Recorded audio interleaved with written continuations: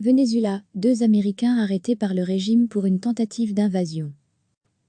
15 personnes, dont 2 Américains, ont été arrêtés en 2 jours pour une tentative d'invasion par mer du Venezuela, a affirmé lundi le président socialiste du pays Nicolás Maduro, le parquet accusant l'opposant Juan Guaidó d'avoir recruté des mercenaires.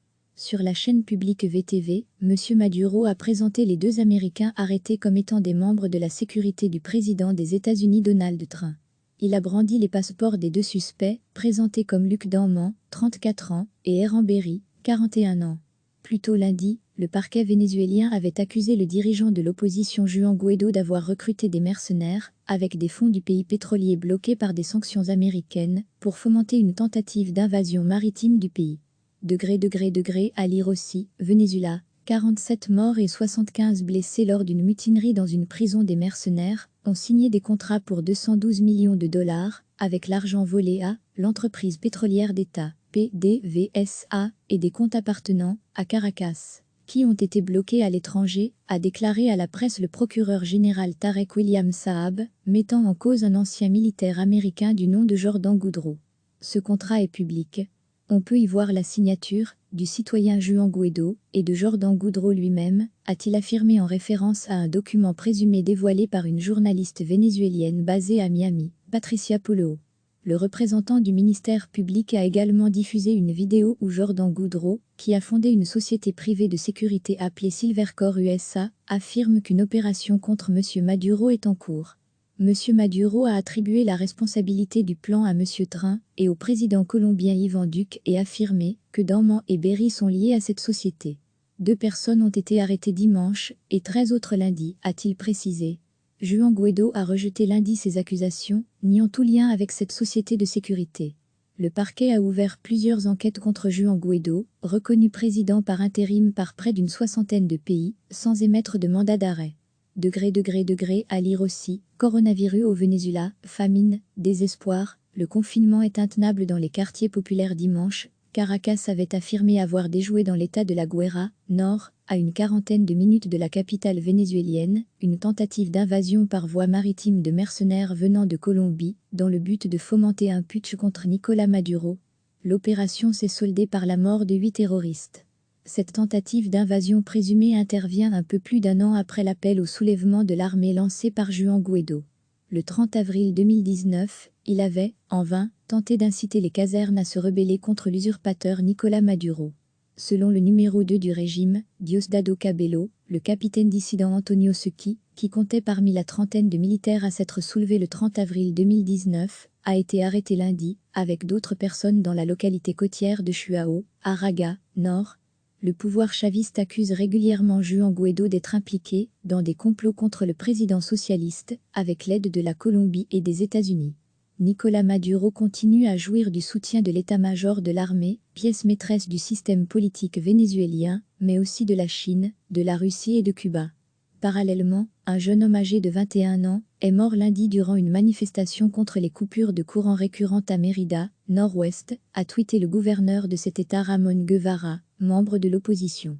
Fin avril, un homme de 28 ans avait été tué par balle dans l'état de Bolívar, sud, lors de manifestations contre la hausse des prix des produits alimentaires, sur fond de crise du coronavirus. La presse régionale avait alors rapporté d'autres manifestations et troubles liés à la disponibilité des produits alimentaires dans les États de Monaga, et Portuguesa, ouest. À Rossi, coronavirus, le Venezuela reçoit 90 tonnes de matériel envoyé par l'ONU. Ces manifestations se déroulent en plein confinement, imposé depuis mars par M. Maduro, pour freiner la propagation du nouveau coronavirus.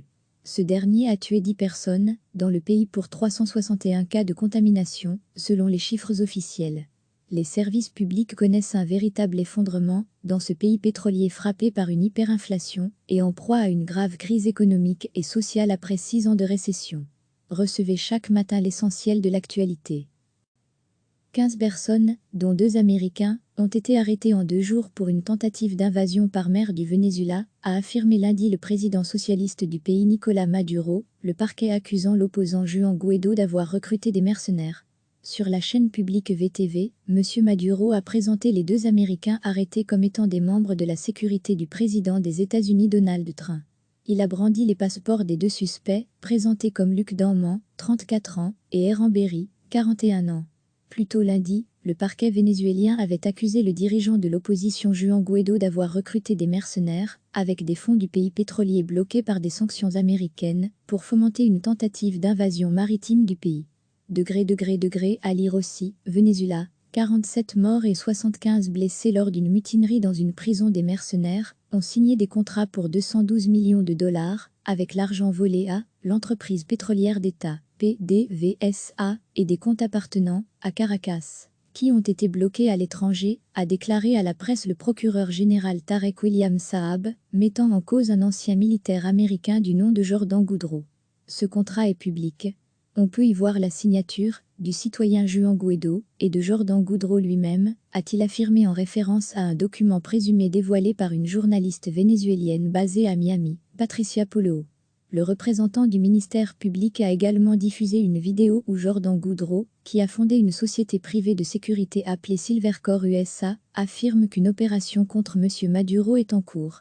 M. Maduro a attribué la responsabilité du plan à M. Train et au président colombien Iván Duque et affirmé que Danman et Berry sont liés à cette société. 2 personnes ont été arrêtées dimanche et 13 autres lundi, a-t-il précisé. Juan Guaidó a rejeté lundi ces accusations, niant tout lien avec cette société de sécurité. Le parquet a ouvert plusieurs enquêtes contre Juan Guaidó, reconnu président par intérim par près d'une soixantaine de pays, sans émettre de mandat d'arrêt. À lire aussi, coronavirus au Venezuela, famine, désespoir, le confinement est intenable dans les quartiers populaires dimanche. Caracas avait affirmé avoir déjoué dans l'état de la Guaira, nord, à une quarantaine de minutes de la capitale vénézuélienne, une tentative d'invasion par voie maritime de mercenaires venant de Colombie, dans le but de fomenter un putsch contre Nicolás Maduro. L'opération s'est soldée par la mort de 8 terroristes. Cette tentative d'invasion présumée intervient un peu plus d'un an après l'appel au soulèvement de l'armée lancé par Juan Guaidó. Le 30 avril 2019, il avait, en vain, tenté d'inciter les casernes à se rebeller contre l'usurpateur Nicolás Maduro. Selon le numéro 2 du régime, Diosdado Cabello, le capitaine dissident Antonio Secchi, qui comptait parmi la trentaine de militaires à s'être soulevé le 30 avril 2019, a été arrêté lundi, avec d'autres personnes dans la localité côtière de Chuao, à Raga, nord. Le pouvoir chaviste accuse régulièrement Juan Guaidó d'être impliqué dans des complots contre le président socialiste, avec l'aide de la Colombie et des États-Unis. Nicolás Maduro continue à jouir du soutien de l'état-major de l'armée, pièce maîtresse du système politique vénézuélien, mais aussi de la Chine, de la Russie et de Cuba. Parallèlement, un jeune homme âgé de 21 ans est mort lundi durant une manifestation contre les coupures de courant récurrentes à Mérida, nord-ouest, a tweeté le gouverneur de cet état Ramón Guevara, membre de l'opposition. Fin avril, un homme de 28 ans avait été tué par balle dans l'état de Bolívar, sud, lors de manifestations contre la hausse des prix des produits alimentaires, sur fond de crise du coronavirus. La presse régionale avait alors rapporté d'autres manifestations et troubles liés à la disponibilité des produits alimentaires dans les États de Monaga, et Portuguesa, ouest.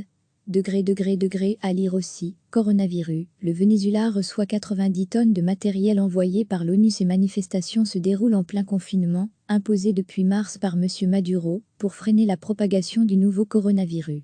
Ce dernier a tué 10 personnes dans le pays pour 361 cas de contamination, selon les chiffres officiels. Les services publics connaissent un véritable effondrement dans ce pays pétrolier frappé par une hyperinflation et en proie à une grave crise économique et sociale après 6 ans de récession.